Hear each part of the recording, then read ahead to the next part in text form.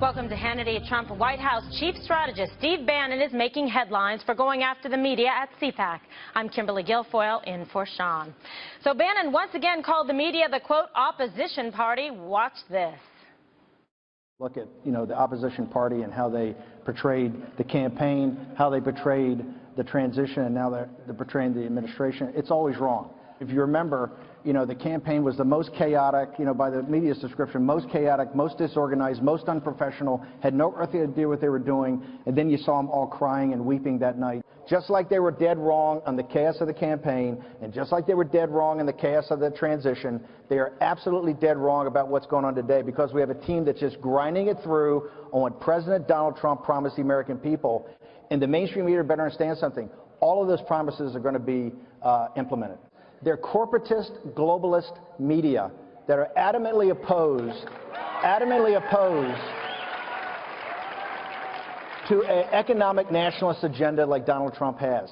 He's going to continue to press his agenda. And as economic conditions get better, as more jobs get better, they're going to continue to fight. If you think they're going to give you your country back without a fight, you are sadly mistaken. Bannon also talked about President Trump's agenda. Let's take a look. If you want to see the Trump agenda, it's very simple. It was all in the speeches. He went around to these rallies, but those speeches had tremendous amount of content in them, right? All he's doing right now is he's laid out an agenda with those speeches, with the promises he made, and our job every day is just to execute on that, is to simply get a path to how those get executed. And he's maniacally focused on that. Yeah. Every business leader we've had in is saying not just taxes, but it is also the regulation. And I think if you look at these cabinet appointees, they were selected for a reason, and that is the deconstruction. The way the progressive left runs is that if they can't get it passed, they're just going to put it in some sort of regulation in an agency. That's all going to be deconstructed. And Vice President Mike Pence capped off the night with a rousing speech. Here are some of the highlights. You have elected a man for president who never quits. He never backs down. He is a fighter. He is a winner. And I promise you, he will never stop fighting until we make America great again. This is the chance we've worked so hard for so long to see. This is the time to prove again that our answers are the right answers for America. A strong military, more jobs, less taxes, respect for the Constitution and the values that have made America great, and a deep and abiding faith in the goodness of the American people. And let me assure you, America's Obamacare nightmare is about to end. Joining us with reaction are former Obama economic advisor Austin Goolsbee and Trump Transition Executive Committee member Anthony Scaramucci. So Anthony, from what we've seen from the media, does Steve Bannon have a point in calling them the opposition party? Well, listen, I mean, the media's been very rough on the administration. They were rough on the transition and rough on the campaign. So for those three reasons, I think Steve is right. But, Kimberly, this was a great day for the administration. The messaging was fantastic. People got to see the harmony between Reince Priebus and Steve Bannon, which isn't well reported in the media. And they also got to hear from the vice president. And so the messaging was fantastic. It's a great lead-in for President Trump tomorrow. And the really good news is the Business Council dinner is going on in D.C. right now. There's 100 business leaders down there. I left D.C. a couple hours ago. And the business community is very fired up about the president. You can see it in the stock market. Okay, and just a quick follow-up on that. I mean, you were part of the transition team. You worked on a daily basis, with the president, with Reince Priebus and Steve Bannon. And what was your experience like? Listen, they're great guys. And you heard what Steve was saying about the deconstruction.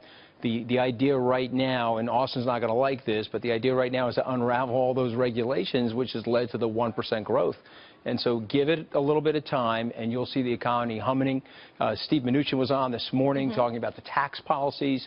There will be a harmony here and the team is really starting to come together. I thought the messaging was fantastic today. All right, certainly like a strong message of unity there in achieving, Austin, a lot of the goals and objectives that candidate Trump has promised to achieve as President Trump. What did you make of the situation today, and specifically Steve Bannon talking about enacting the economic nationalist agenda of President Trump? Well, you know, there was a lot going on in what you saw Steve Bannon saying. Now, obviously, it's a red meat crowd, so he wants to throw them some red meat. Yeah, their bellies are full after that. Yeah, you know, I guess I would object to one thing, which is he portrayed it that chaos is completely created by the media and not reality. But, you know, let's remember, it was not the media who hired and then had to fire the National Security Advisor in the first 3 weeks. It was not the media who signed an executive order on immigration that 3 different federal courts said was unconstitutional and ill thought through. It wasn't the media who promised during the campaign to have a secret plan to replace Obamacare that was going to cost less, cover all Americans, and be better in every dimension, when in fact Donald Trump had no such plan, and they're scrambling now to figure it out. And so I think maybe it wasn't the right venue, but we can never admit that we did anything wrong, that we ever made an error, or that we're going to try to fix it. I think it's not healthy, and I think the Trump people run the risk of squandering their honeymoon. This is when you pass things. The first 6 months are when you pass them. Well, they're trying to do that, but the other party's been obstructionist in terms of not allowing him to have his cabinet picks. And Anthony, as it relates to... I mean, listen, Austin and I are good friends. I mean, we go back a long time, but that was like the whole vegan situation, okay? Steve was talking about the red meat, so was Reince. Austin and I are going to disagree on this, okay? The president does have a plan, and the president is promulgating that plan every day. Are there going to be mistakes in the early part of administration? Nobody knows that better than Austin Goolsbee. We saw that happen in many administrations, but the gelling of the team is there.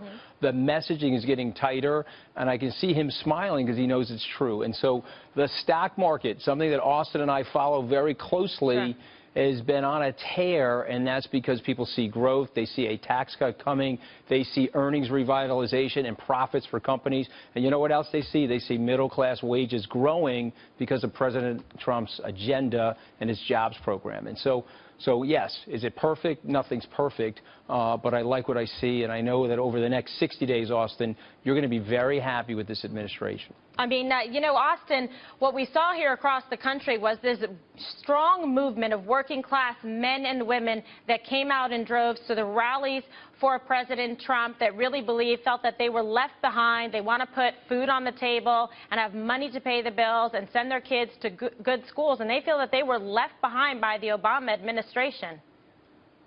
Well, I mean, first, when you say they came out in droves, he has never had the support of the majority of the American people. Not in the election, not in the polls now. For a new president, he has the lowest approval rating in the history of polling for new presidents. And that includes the Fox News poll. So I would be a little careful. He did strike a chord. We saw wage growth over the last 1.5 years, but for sure we've gone through a 25-year period that's been very tough on ordinary Americans.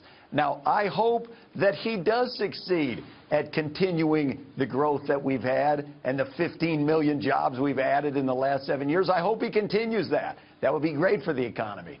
But he has not followed, let's call it the JFK strategy. JFK barely wins the election. He wins actually bigger than Trump won, but it's a very narrow victory. So he comes in, and the first thing he does is he says, I'm going to appoint Republicans to major positions in my cabinet, and I'm going to start policy of things that we can agree on, and hey, give me a chance. I'll govern for both sides.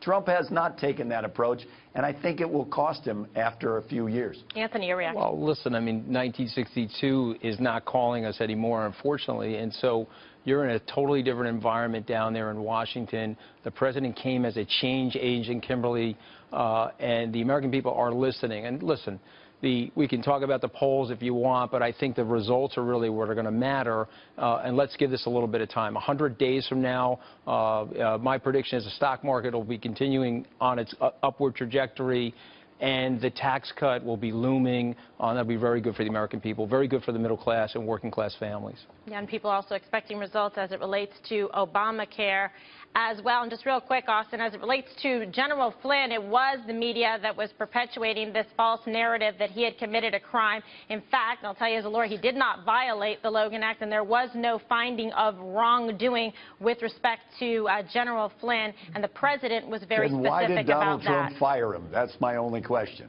That was an issue with relate to what he had to say to Vice President Pence, and it's unfortunate, but you know, you're still going to move forward with the agenda, and that's what we've heard very strongly from the president and his team today at Cpac. Gentlemen, thank you so much.